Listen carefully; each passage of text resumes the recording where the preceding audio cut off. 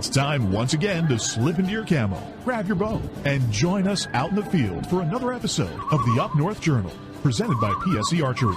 The Up North Journal crew is knocked and ready to rock for another exciting adventure. So let's step outside and hit the trail. This episode of the Up North Journal podcast is brought to you by PSE Archery, Yamaha Outboards, Better the Hunt, Easy Cut, Packer Max, Deer Camp Coffee, Buck Baits, JPO Game Calls, Limwalker Game Calls, Wild Seasoning, Total Peep, Sunrise Archery, Scent Lock, and Scent Blocker. All right, hey, welcome back, everybody. Another week of Up North Journal on a Wednesday. We are back on a Wednesday. On another Wednesday night. We switched to Wednesday here until first week or so of September, just because of everything going on this summer. It's just going to make it a lot easier on us. So Absolutely, and I tell you what, people out there, there's a few people that don't have power.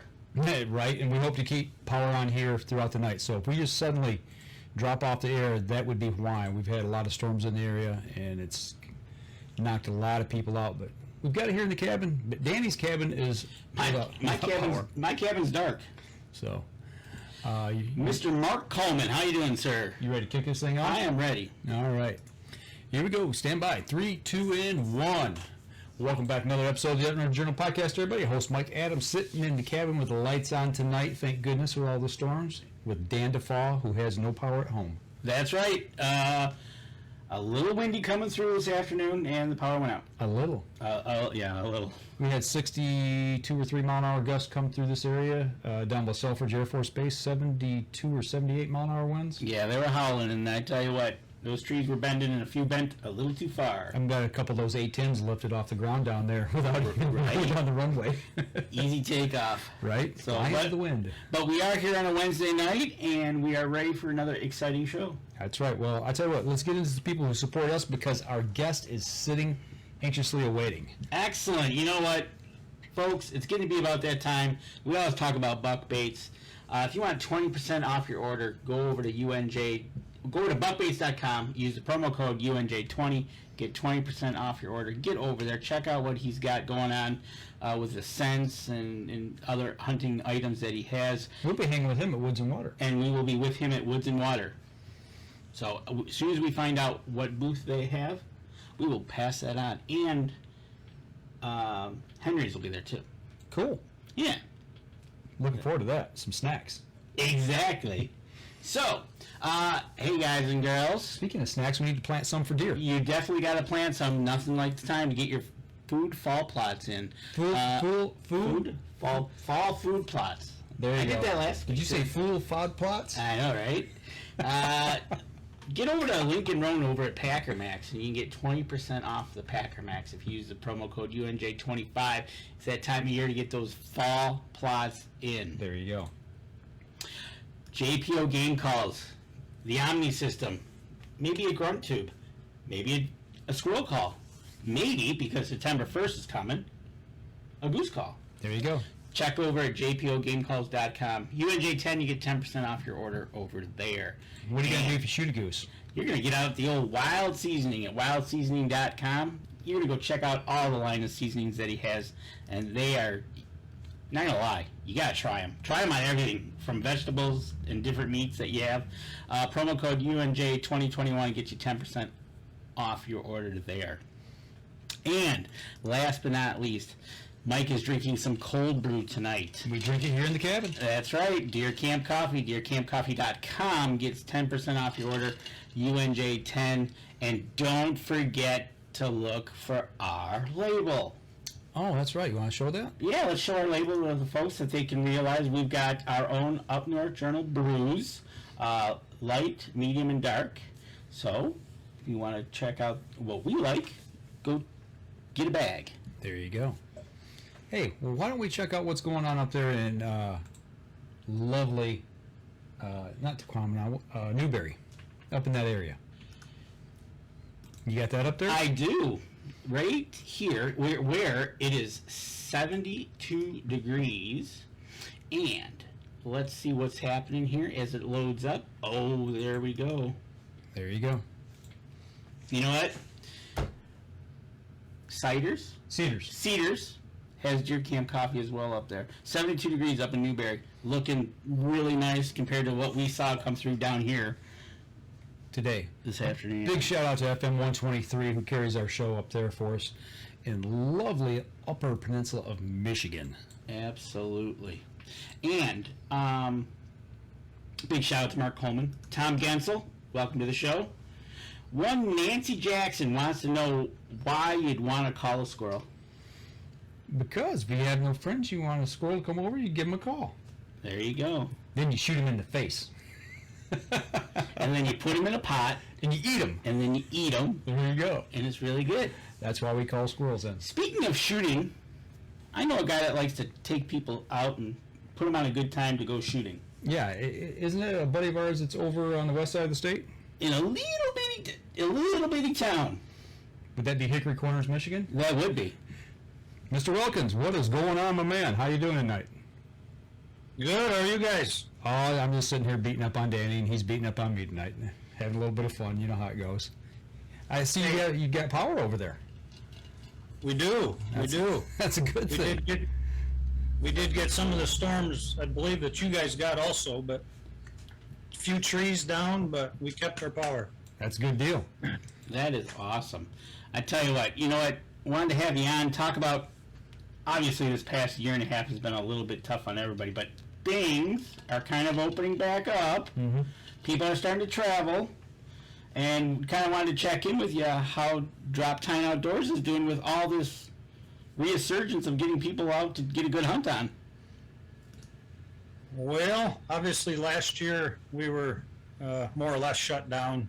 All the international stuff was shut down. It wasn't good, obviously, but this year has proved to everybody's ready to get back out and staying real busy this year. South Africa opened back up and killing some excellent stuff over there because they've had an extra year to grow. So we're ready to get back in it. So for the guys that and gals that go over to Africa, normally, obviously the States was locked down. You couldn't get out and go to other countries. I assume the way COVID was that did South Africa, did they just shut all the hunting down from people from outside coming in? Or was it just mainly the countries that were hit with COVID? No, the whole thing was shut down. Oh. So no international stuff at all was allowed in. The only people that could hunt were residents of South Africa.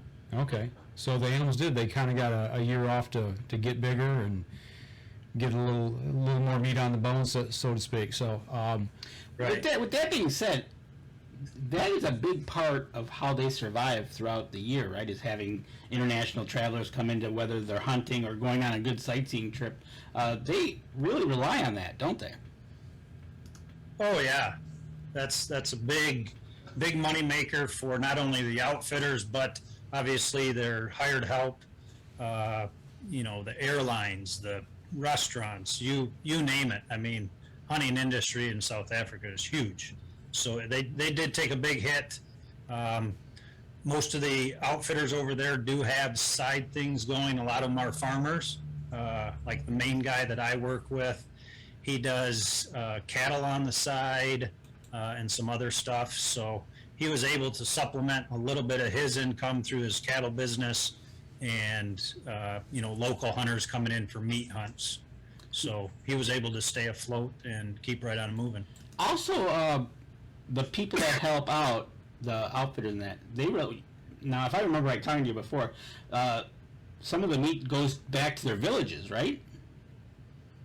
Oh yeah. So you eat what you can while you're there, and then other than that, they keep some obviously meat in camp, and then some is distributed amongst the workers, some is donated to local schools, and that type of thing, and then some is sold. So yeah, even the meat industry over there for wild game is crazy. So every little bit and every bit of the meat gets used up. so I imagine they took a pretty good hit over there with that this last year. So they would have to have had some other kind of supplement to feed those people. And obviously, if there's food left or meat left over, they would, like you said, they would sell it and put that back in the community. Have you heard any of the impact that it's had on those communities over there? Last year, I mean, yes, it did hurt, but like I said, they were able to run meat hunts, if you will. Some of those meat hunts were strictly for that. Others were, local people coming in for their own meat and that type of thing. But there were some other hunts that were done strictly for meat to help, distribute and, with the programs that they've already supported. So it still went well, but just a lot of the income money wasn't there. Okay. And so we're talking about Africa, but I'm sure New Zealand, Australia, Canada, with all this lockdown, everybody got affected across the world. Oh yeah, there's no doubt about it. Are you getting updates as to how things are progressing from the people that you know in those countries that says, hey, I know, like we heard, I think Canada's going to open up here to people that are vaccinated, hey, start sending us people? Right. Yeah, Canada just opened up this past Monday.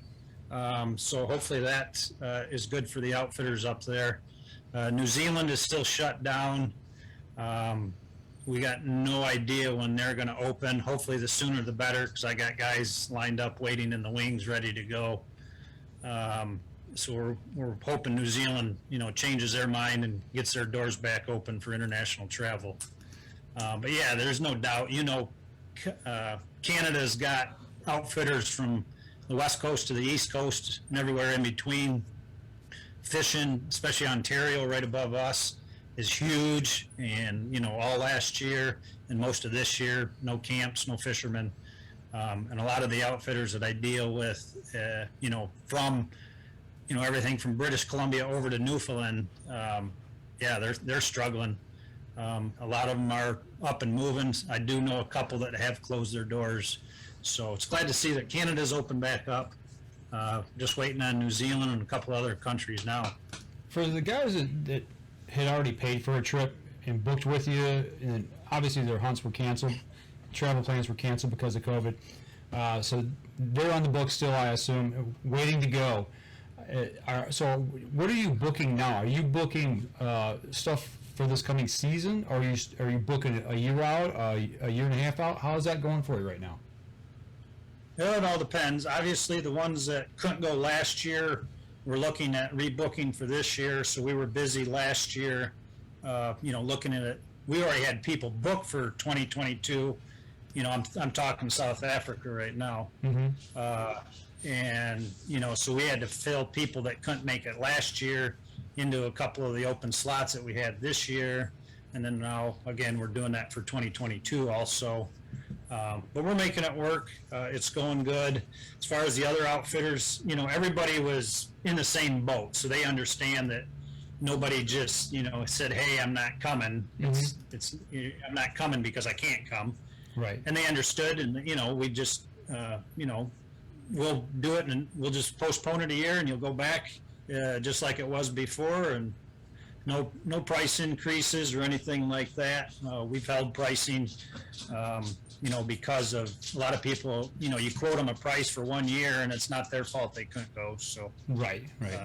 That makes sense. No, it's been good. Everybody's been pretty understanding, both on the outfitter side and the client side. That hey, it's not our fault. Right. It's definitely not your fault, and you're kind of going with what you can and try to help them out as much as you can. And speaking of helping out, one of the questions from Mark Coleman was, none of these hunters are able to go over there or anything like that. So how much has there been more trouble with poachers in South Africa, or less trouble, or have you heard anything about that, about the poaching? No. Nothing increased, I guess, over last year. Like I said, even though they're not in the field hunting, which is a big detriment because obviously you're out with boots on the ground, and that kind of keeps people away because they don't know when they might run into you. Right. But they're still out, running the roads. And like I said, some of the properties are working cattle farms too, and they intermingle with the wildlife. So you're out there anyway, running your cattle and that type of thing. So you're still out checking things. There's a few incidents, but it's nothing really increased over last year. Good. I tell you what, we're coming up on our first break. When we come back, I want to keep talking about a little bit about South Africa. Visit your website, talk a little bit about that, and kind of show the people that it's pretty good value for your money. Absolutely. So we're going to take a quick step outside. We'll be right back after this. All right, people, got questions? Keep them coming. Get this saved off here real quick. That's right. I think Mark Holman needs to go to Africa. I think so. Iowa, Africa. Start making the travel. There Or you Ron Moses. Him too. We ought to just get a UNJ trip and go somewhere. I think so. Just book a bunch of the UNJ followers. There you go. Make it a party. We could all start in Hickory Corners. He's right. There you go. All right, here we go. Stand by. 3, 2, 1. Welcome back. Second segment. Talking a little bit about South Africa and hunting over there and COVID and how that's kind of affected everything. We talked about how the pandemic affected what happened previously and how you're setting, for people coming in now.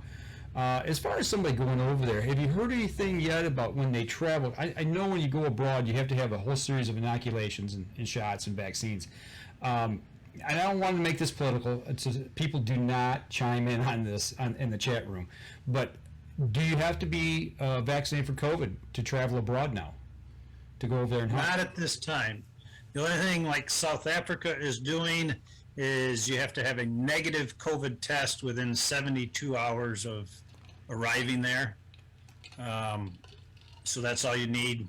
Once you get there, you'll have a negative. You have to have the paperwork saying you were negative. So when you go through customs, you just show them that.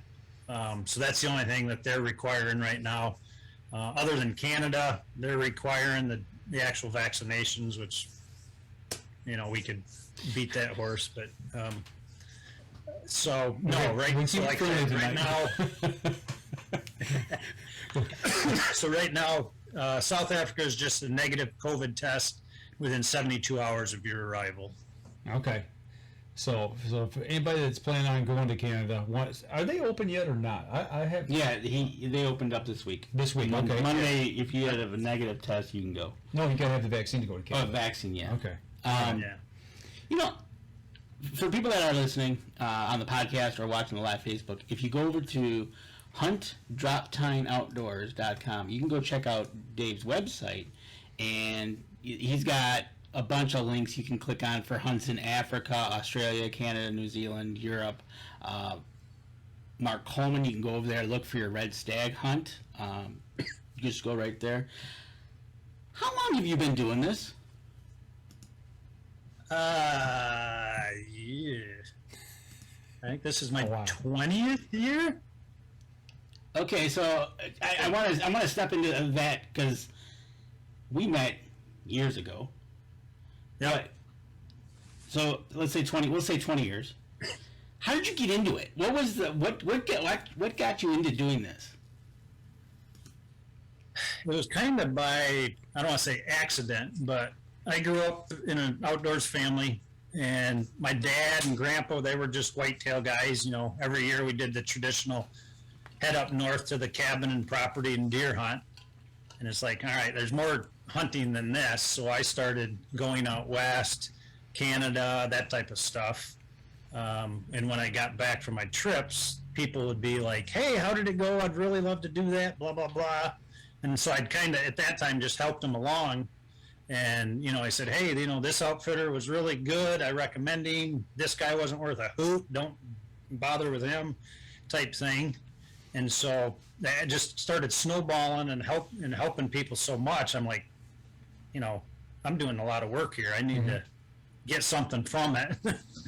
So I started working directly with the outfitters, the good outfitters. And, just so I'm kind of the middleman. I don't charge anything more than what the outfitter publishes for their hunts. And they just give me a small kickback for getting the guys there and that type of thing. Right, exactly. And that's like you said, you're working with the good outfitters, And I got a picture up. Mike's gonna throw up here. Some of these outfitters, the picture we're using is Tom Miranda. So these outfitters, you know, even the big stars, I know way above Mike Adams status, but Yeah. they use the same outfitters you're checking out. Yep. Some of the outfitters that I represent, like you said, Tom Miranda, I think that Grizzly was actually the finish or one of the last animals for his Super Slam. That was British Columbia. Stan Potts has hunted with that same outfitter for elk and moose. Yep, we got that picture up right now. Stan Potts with that's a huge moose. So yeah, I mean, that's the thing that I do is I do the research. I've been with some crappy ones that, there's still hard feelings to this day. But that's my job is to find the good outfitters. So the guy that comes along and says, "Hey, I'd really want to go do this type of hunt," and he might be a blue collar guy that's got to save 5-6 years to pay for the hunt.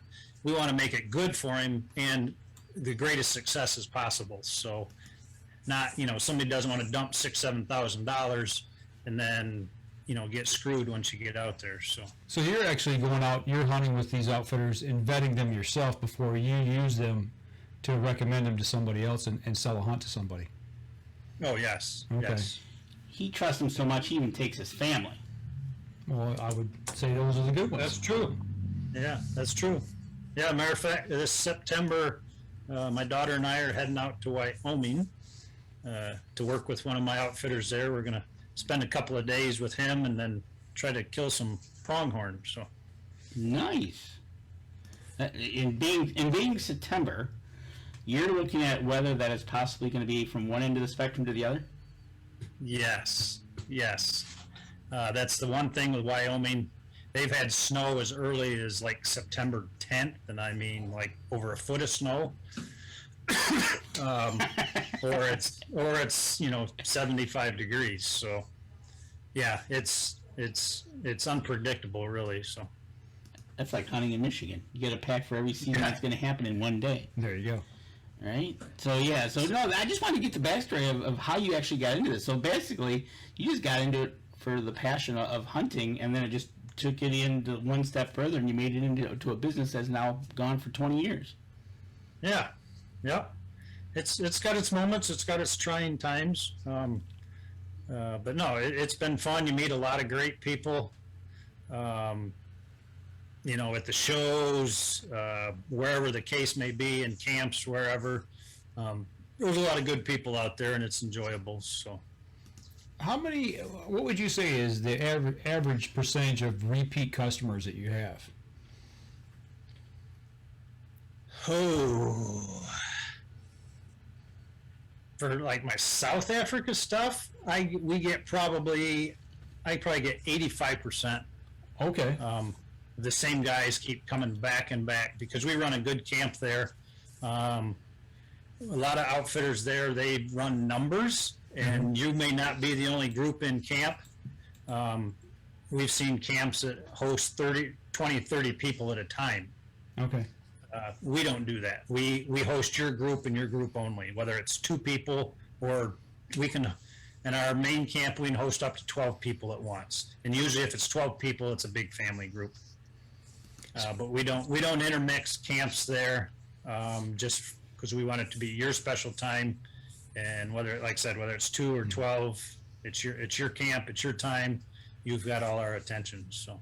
Now, speaking of family, and I know the answer to this, but you've talked to us before about taking maybe your significant other with you, and they can do a photo safari versus going out and actually hunting. Maybe they're not into hunting, they want to go, but they still want to see the animals. That's an option that you can go out on a photo safari? Oh, sure. Yep. They're welcome to ride along in the vehicle or sit in the blind with you overlooking a water hole. That's totally their choice. They can stay in camp.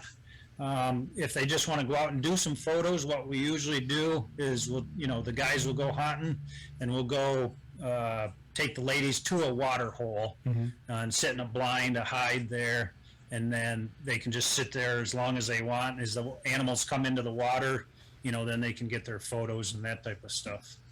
So that is definitely an option. So backing up just a little bit, we talked a little bit about how COVID's affected things, and even before the show we were talking about, certain states not allowing certain things to come back as far as the animals go. Is there any restrictions right now of bringing, or have you seen any problems once COVID hit about getting the hides back or the skulls or anything like that for taxidermy work back here to the States?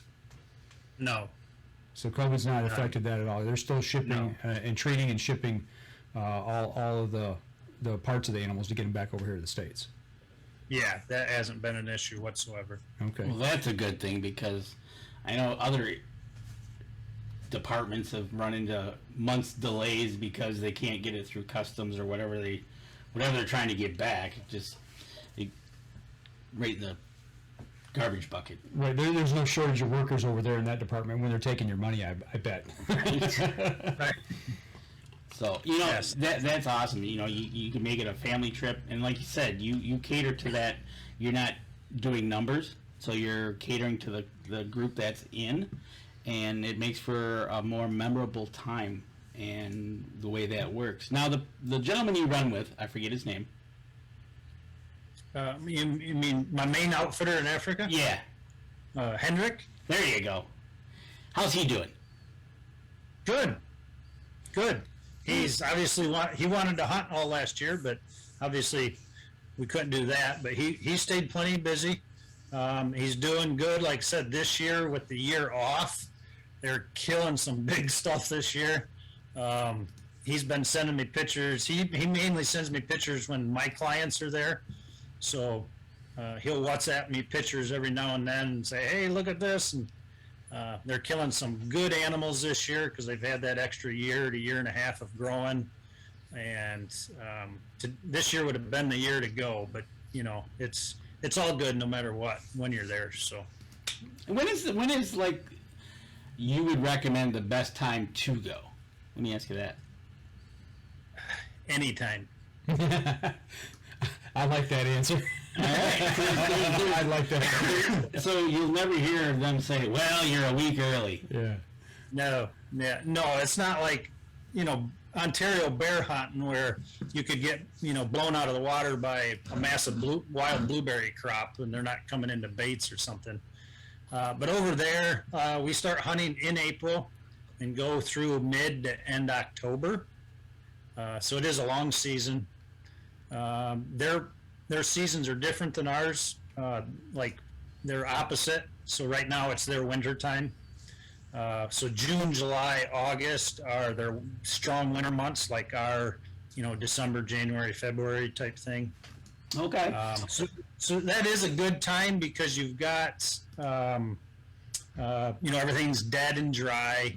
It can get warm, so that's a good time to bow hunt and sit over the water holes and that type of stuff, and ambush them as they come into water. And we were just showing a picture of a black wildebeest.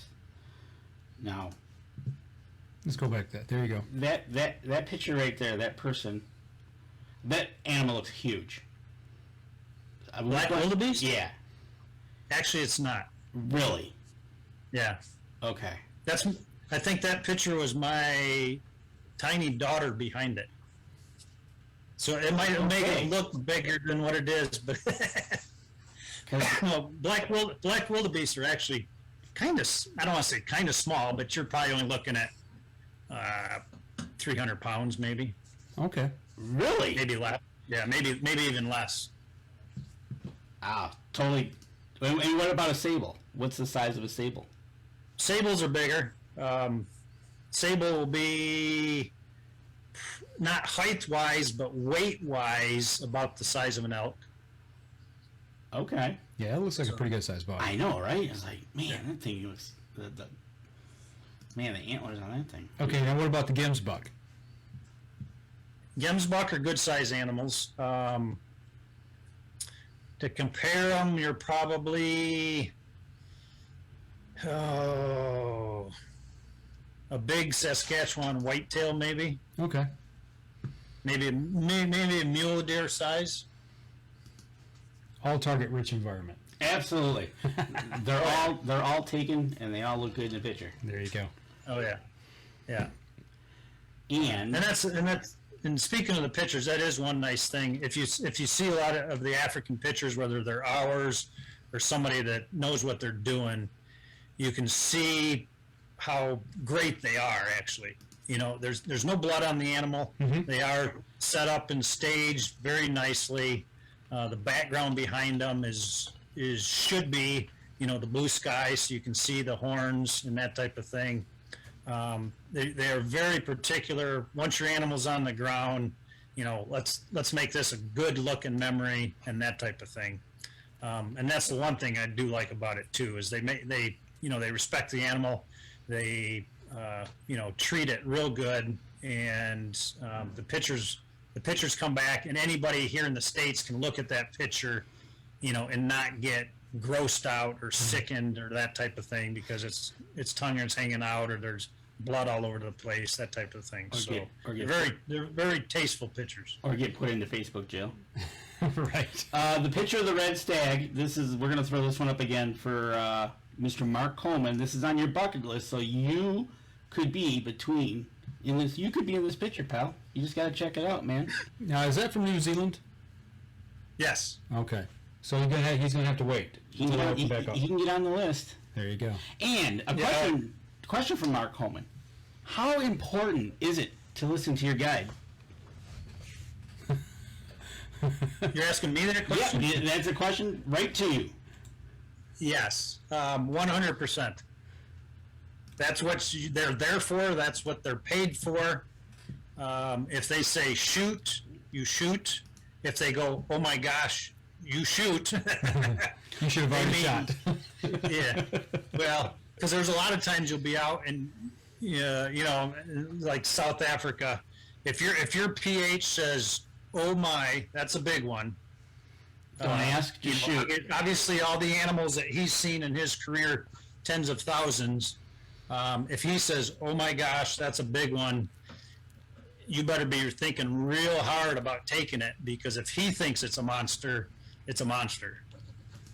And speaking of monsters, Mark Coleman also wants to know, how big is a mature water buffalo?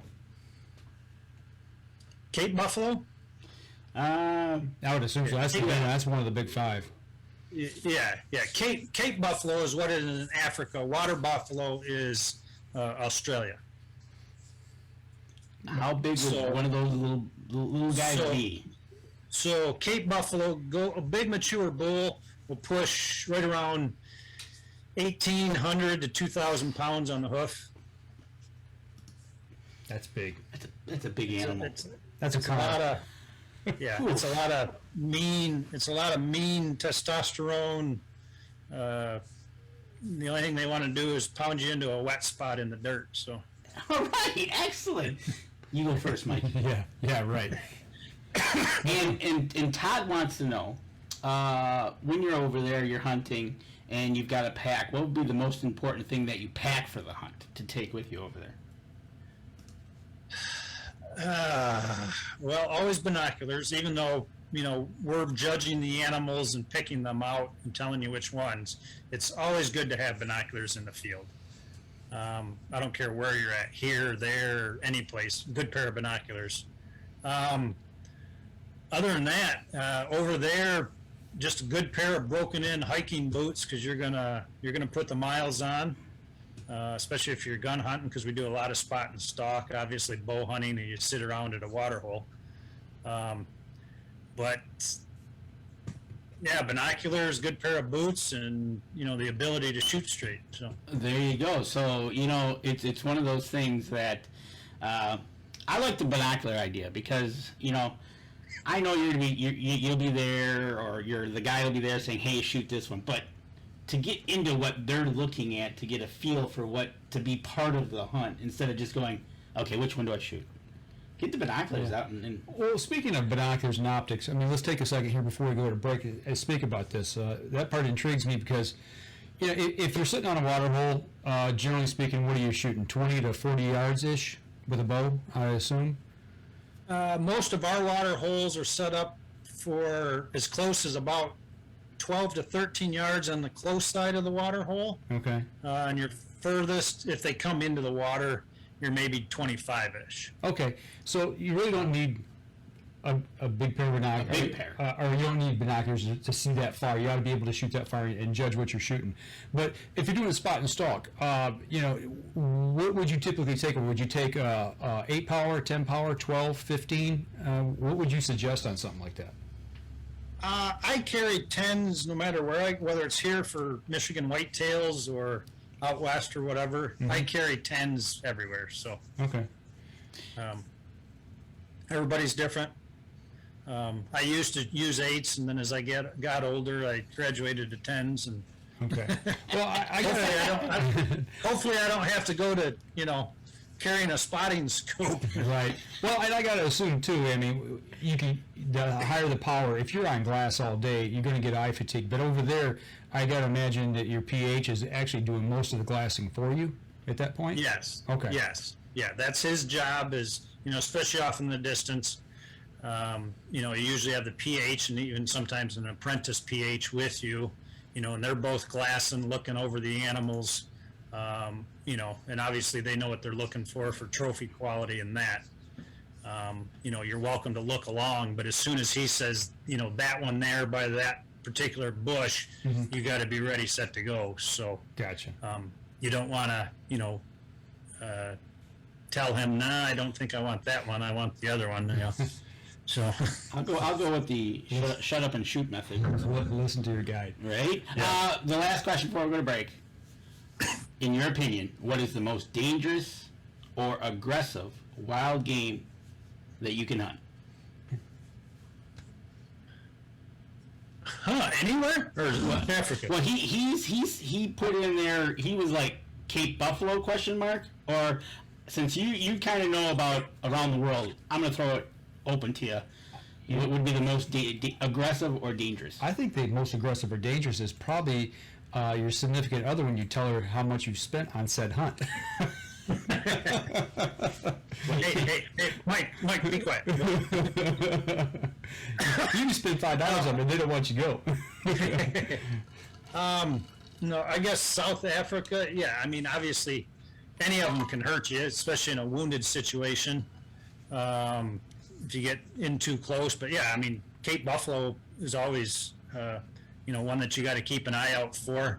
You could ask my daughter that. The last time we were over, we ran into a group while we were out hunting with her for blessed buck, which is just a small, like white-tailed deer size, and we ran into a bunch of Cape Buffalo in this thicket, and the first time they gave us a mock charge, and then they ran away. So we thought we were good, and we ran into them again, and this time they came more or less full on, and and it got interesting for a bit. We just started climbing what was available to get out of the reach, and but So you were concerned at that point. yeah. I mean, because the Cape Buffalo gets you. I mean, you can more or less. I mean, there's people that survive them, but it's 2,000 pounds worth of unhappiness that wants to take you out. As you said, pound you into the ground? Into a wet spot. Into a wet spot in the ground, yeah. Right? There you go. So, all right, we got a couple more questions coming up, so why don't we take a break? We'll come back and we'll finish up with a couple of questions, and then we'll talk about your other half of your outdoor lifestyle. All right, we're going to step outside, take our next break. We'll be right back after this. Great questions. Absolutely. Keep those questions coming in. Man, we should have his daughter on. I'd like to hear that story. Right. Well, correct me if I'm wrong. When you mentioned, is the person that you had at your house, was it Henrik? Yeah, that was Henrik. We had him on the show, didn't we? Yep. Last time Dave was on, it was 2 years ago? Yeah. Okay. I thought when you said that name, I said, I think I remember that. He's the one with the tar. With what? The tar. Oh, okay. Okay, gotcha. The picture of the tar. I thought that guy looked familiar. Right? My memory isn't slipping me as bad as I thought. You don't need a 12 power yet. Not yet. No, I'm like you, man. I like my 10 power. 10 by 42 is what I like to carry most of the time. Alrighty. Here we go. 3, 2, 1. Welcome back. Third segment of the show. Man, we've killed every animal, I think, We around have. the world so far. And speaking of that, Dave, Todd wants to know, what would be the preferred caliber for a gun for South Africa? Anything that you use whitetail or muley for. 30 caliber, .6 is 7 millimeter, 300 Win Mags. Nothing. You don't need an elephant gun. They are tougher animals, but that's why we suggest using a good quality bullet versus, caliber of firearm.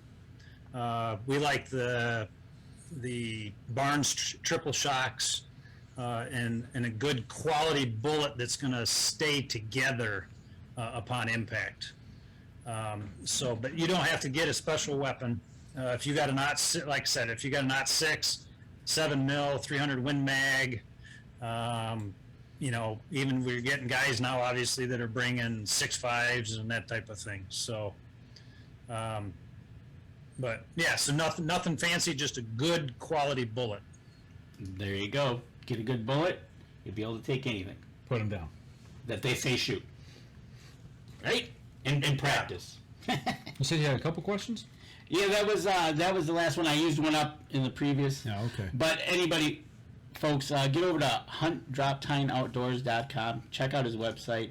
Got any questions? You can email him. You're on Facebook, right? Yep. There I you got go. both my personal page and the Droptine Outdoor page. So get on over there, check it out. Anytime's a good time to go. So if you're feeling like you want to go somewhere and you're getting the urge to go because of all this COVID stuff, hit Dave up and get on out there. So, other than that, you happen to do something else in your free time. Is you happen to be an editor of a magazine? I am. Michigan Bow Hunter magazine, which is just obviously a Michigan-based members-only magazine. But I took that over almost a year now, last September. So I've been at it almost a year now. It's been fun. It's been challenging. I've been writing for a while, and then this opportunity came up and to be an editor. So I've been doing that for about a year now. So how's it feel to be in command of Michigan Bow Hunters magazine, getting articles in and correcting everybody? Like I said, there's good times, there's bad times. It can be challenging. There's good writers, there's bad writers, but that's what I'm here for. So. That you always need a good editor. Not gonna lie, if you ever write, you always need a good editor. It makes it a lot better. I have to edit for you sometimes. That's why I said you need a good editor. Hey, Dave. I am a rough carpenter. You are the finished carpenter. Yeah. There you go. That's a good way to put it. Rough carpenter. I've always said that. I can rough it in. Yeah. You just go in and put the finishing touches on it. With that being said, Michigan Bow Hunters, they're into a lot of events and stuff like that. The magazine, how often does that come out? We do 8 issues a year. Okay, 8 issues a year. Yeah. Some of them are obviously double issues. So there's like the August, September just got published. Then there's an October, November, and then December, January, I think are the 4 double issues. And then there's single issues every month from February to July. So what kind of articles are in the Michigan Bow Hunter magazine? I mean, is it hunting? Is it target shooting? A combination of outfitting? Most of it is hunting. There's a lot of legislative stuff in there also. The guys at MBH do stay tuned with what's happening with the DNR, with the MUCC or the NRC, the Natural Resources Commission, and that type of thing. So they stay in tune with that. If something goofy pops up that's going to affect hunting, in particular archery, but hunting in general, they'll go attend the DNR meetings and have their say and their input. Like one right now that's being looked at by the legislators, the air bow. We got crossbows allowed many years ago, but now they've got this thing called an air bow, and they're trying to get that passed to get used into archery season. And so the guys are, they do a lot in Lansing. And I didn't know that was still being considered. It came back Okay, I know there was a lot of talk about that about 5 years ago when that thing come out. at ATA. There was a big thing about it at ATA. Shoot the air bow, and then it was like. Then there was two manufacturers at that time. I don't know how many are still messing with it.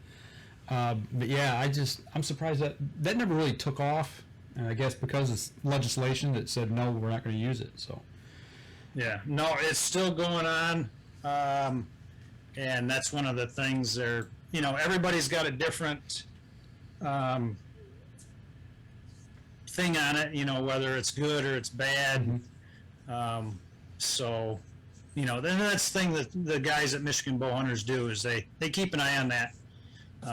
So there's a lot of legislative things to do to help promote archery within the state and just keep it going and for future generations. Gotcha. For people who might not be familiar with Michigan Bow Hunters magazine or the group Michigan Bow Hunters, why would somebody that's maybe just gotten into archery, or maybe somebody that's been into archery for a while hasn't heard about it, why would you recommend that they join this group? Because it does a lot in Lansing. Like I said, they do a lot of legislative stuff to help promote in the state and that type of thing. And there we go. I got light behind me now. There you go. I started saying it was getting a little dark behind you. Starting to get dark, yeah. So that's one of the reasons. It is a good group of guys. The magazine is published. There's affiliate archery clubs throughout the whole state.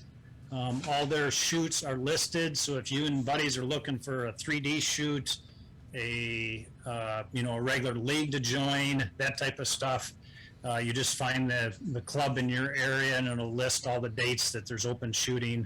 And then the club does host, events around the state in a larger format.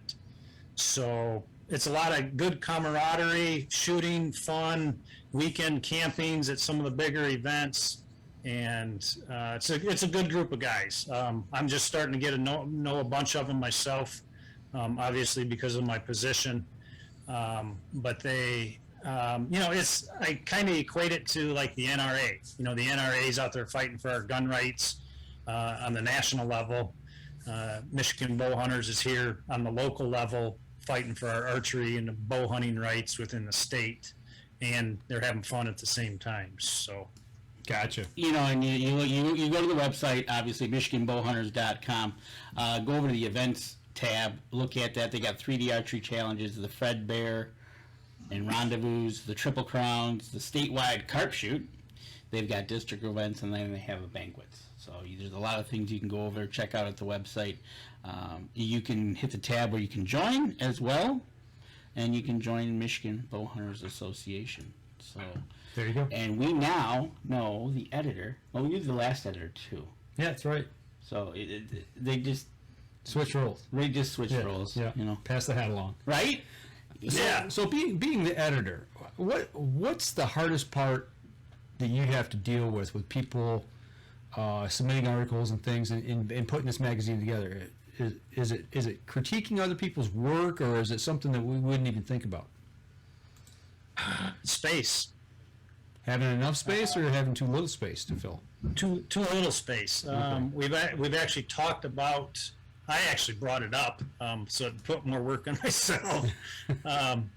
But expanding the size of the magazine, because there's some issues that we have to have certain things in there.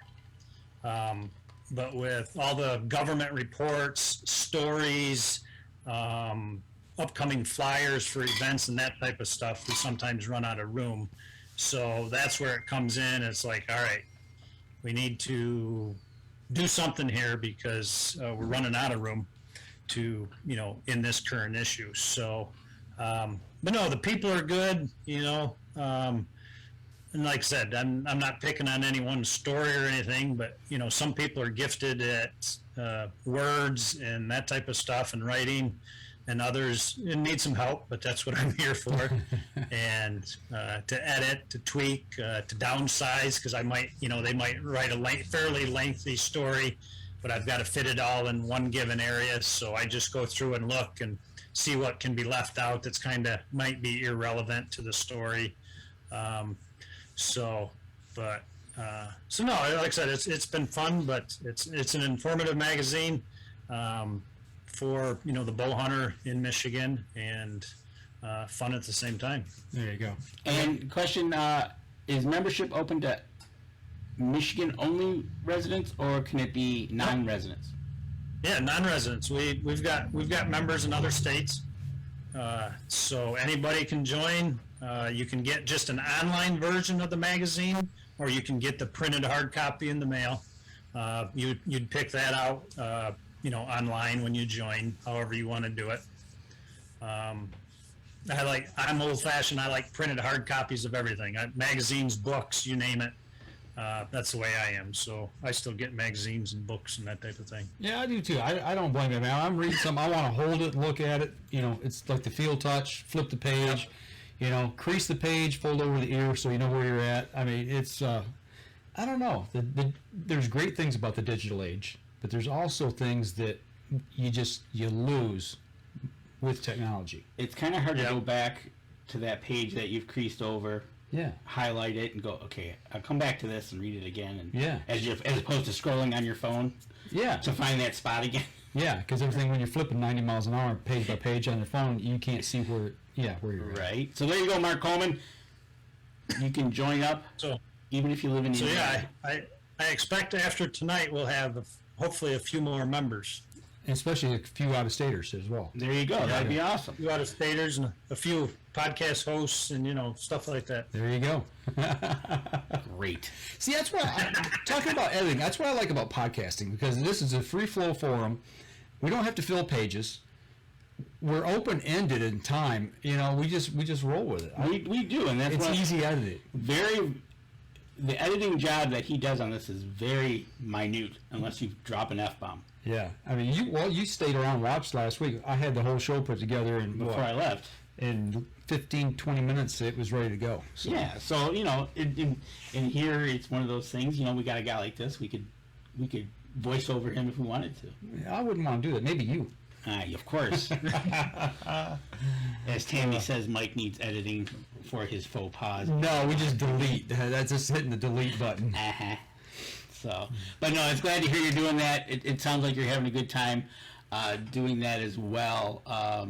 Can anybody send an article in? Yeah. We prefer members only. That's why I encourage people, if you're going to send something. But we have used non-member stuff that they just want to submit something, and I do use it because it's good, it's relevant to what I'm doing, that type of thing. Each month I try to pick a subject, I guess, like this coming up for September, October. I'm going to do some tree stand safety stuff.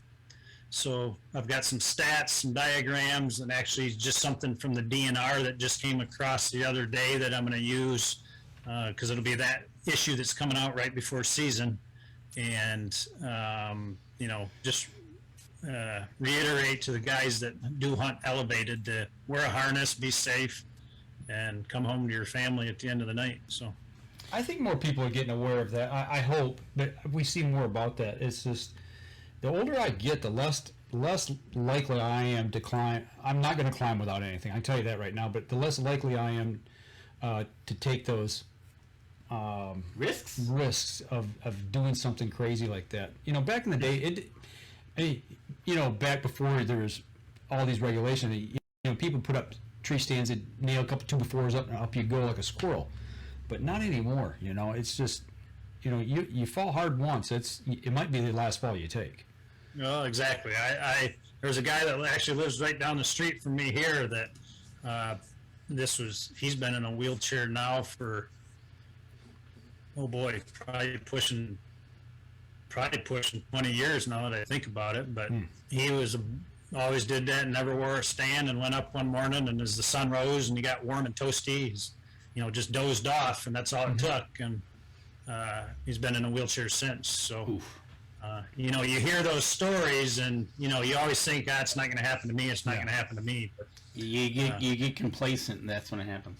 Yeah, it happens to people every year. We hear about it every season, and it's easy to fall asleep out there on a good morning, warm sunrise. Very easy to do. So, yeah. But yeah, I don't go out without one. No, I have them in my bag ready to go as soon as I hit. And also a climbing rope. When you put your tree stands up, make sure you got a climbing rope as well, so we can ascend and descend with a lifeline. I mean, I think that's imperative as well. Yeah, those are becoming more popular now too. Yeah. Yeah, every stand I go into, I make sure there's a lifeline on it. Do you have recipes in the magazine? I have put them in the past. And that was one of the things that I was looking to add if we expand the magazine to more pages. But yes, I have in the past. And to be honest with you, it was a magazine that was in the beginning, and I needed some filler stuff. So I found a cool venison recipe and put it in. And I got a lot of compliments on it, saying, hey, that's a good idea. And I've put one or two in since then, but it is something that I'm looking at doing permanently for each issue, yes. Okay, that was from Mark Coleman.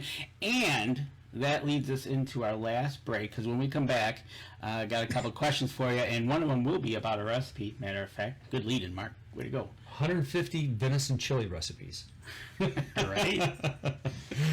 All right, we're going to step outside, take our last break. When we come back, Danny's got a question he's going to ask, so we'll be right back after this. All right, folks. Last segment of the show. I expect Mark Coleman to join MBH and set up a Red Stag hunt. There you go. And take Danny and I along with you. Of course, at his expense. Well, yeah. If he's a true friend, he'll pay for our way. Right. I think I saved that wrong. Oops. Well, you better find it. Well, no, it's saved. I'll have to remember.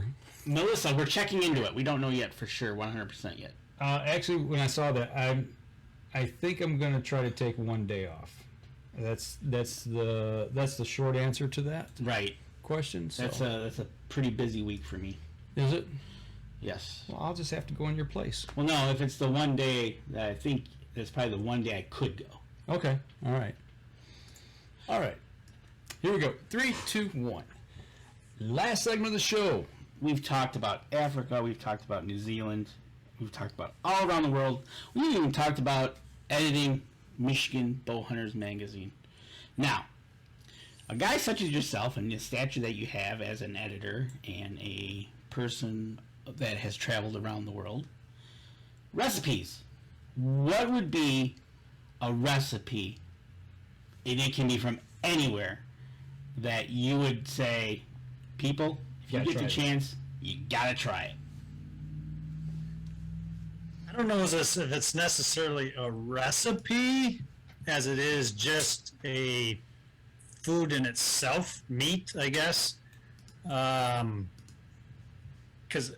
one thing that I am not a foo-foo eater, I guess, if you want to call it that. I'm not one of these that goes into these restaurants where you pay $50 and you get a piece of bite-sized meat with some crap sprinkled on it. I'd rather have, cook me a steak on a grill and I'll season it with salt and pepper and it's good. But as far as, I would, I guess, go with a meat.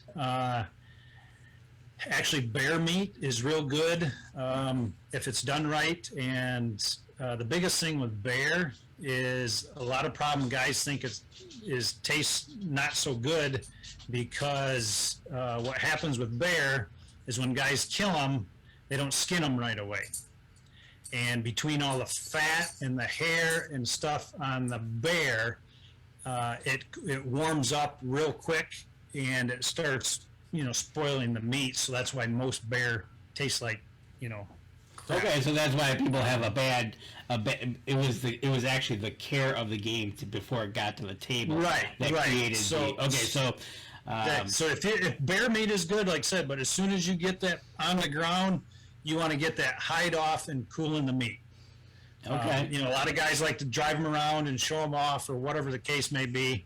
But if you want good meat, the sooner you get that hide off of them, the better. Okay. I'll attest to that because the first time I had bear meat, I was just like, no, I don't know about this, but I tried it, and it was incredible. It was so good.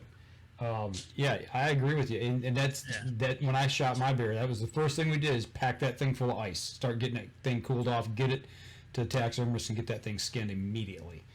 So matter of fact, when my cousin shot his bear, it was really warm, and the first thing they did after they got it was get it into cold water. That was like, there's no driving it around. We're getting this thing cooled down as fast as we could. So okay, I get it. So what were you going to say, Dave? And I guess as far as overseas, especially South Africa, eland over there, which is the world's largest antelope. Again, you're talking 1,800, 2,000-pound antelope. Every bit of it is good, but the tenderloins on that are just phenomenal. I would eat nothing but eland the rest of my life if I could. Somebody else that I talked to said just on a fire on a grill, just. Yep. Oof. Yep. Yeah. I mean, if you laid an eland steak and a filet mignon or a T-bone in front of me, I'd throw the filet mignon or the T-bone in the garbage and, just have the eland. So. And going back to your outfitting, talking about the outfit, that's what they do is when you get your animal, they'll cook it up for you that night, right? Oh yeah. You'll eat what you can while you're there. Like I said, it's phenomenal. Like almost every meal in the evening is done over fire, and they don't use charcoal there. They just use wood, and it's phenomenal. Wow. Okay, why do we get hungry on this show all the time? Because you keep talking about food. Man. Something I want to backtrack just a little bit. It just got me thinking about killing an animal over there and getting your pictures and cutting it up and bringing it back to camp and eating and everything. And then we started talking about dangerous animals. One thing we haven't talked about on here, snakes.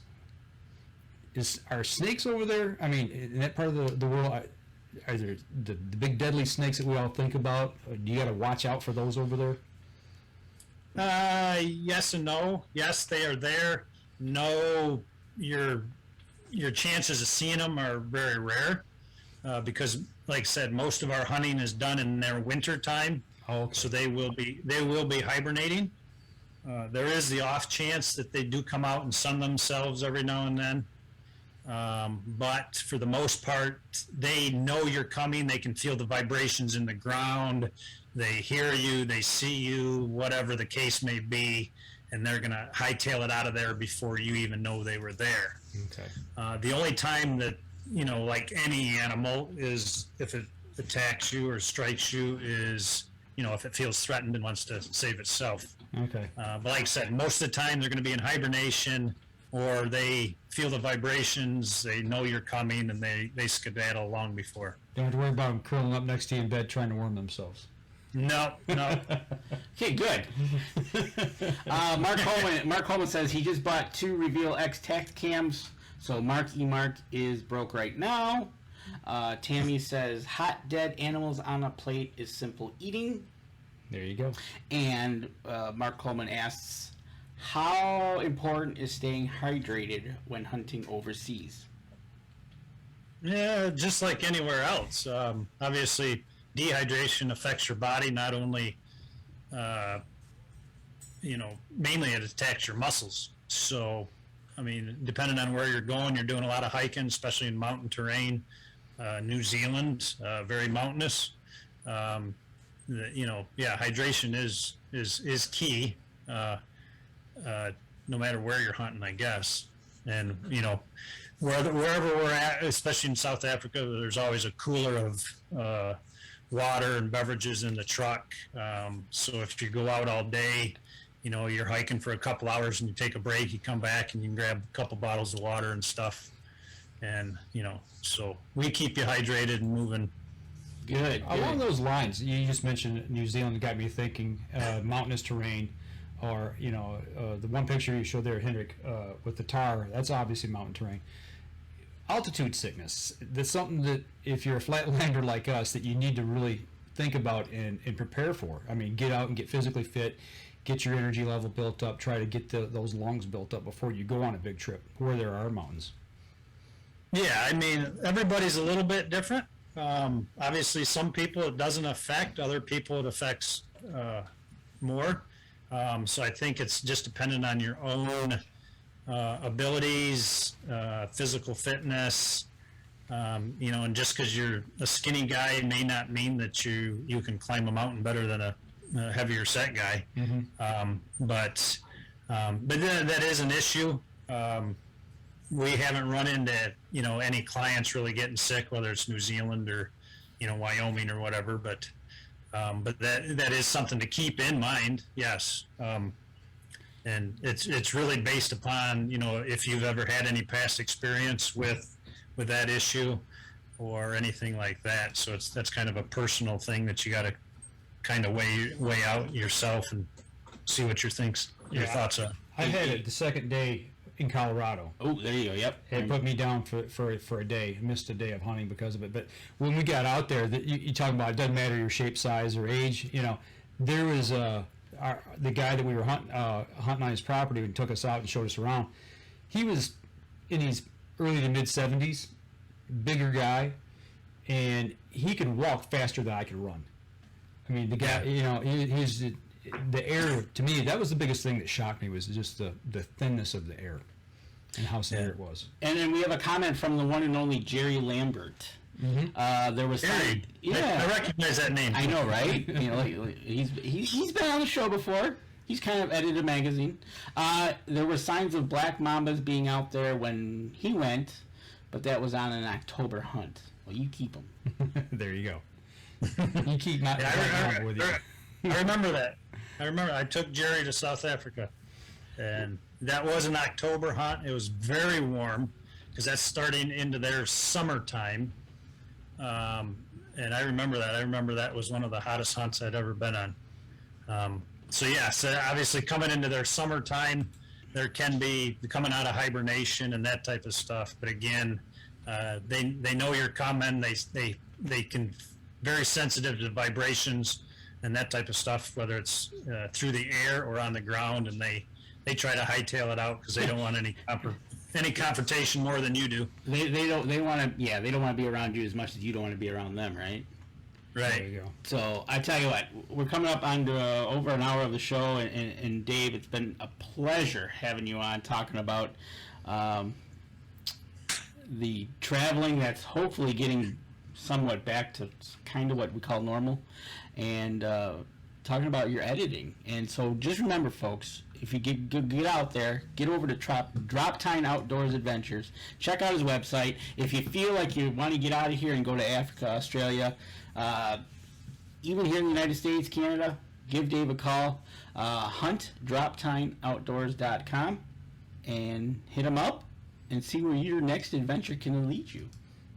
And, lest we not forget, Michigan bow hunters.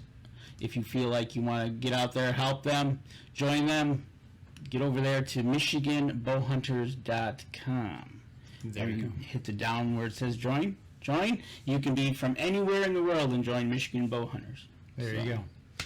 Well, Dave, thank you for taking an hour out of your day here to sit with us and talk about it. Like Danny said, I hope this pandemic stuff clears up completely so we don't have to worry about this anymore and we get out and start traveling again. So me too. I'm ready to get back at it a little more fully. And but no, thanks again, guys. It's always a pleasure talking with you, and we'll see you down the road sometime. Absolutely. When we find out, hopefully, the beginning of next year, or if we start going into the next year, they open the shows back up.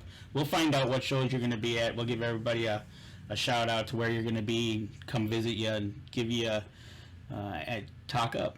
Yeah, there you go, and book a hunt. There you go. There we go. All right, well, hang with us here just after the show, and we'll chat for just a minute. But for everybody on the podcast and on the live stream, we're going to wrap up the show here tonight. make sure you go over to Dave's social media pages, give him a like, follow, and share. Do the same for us as well.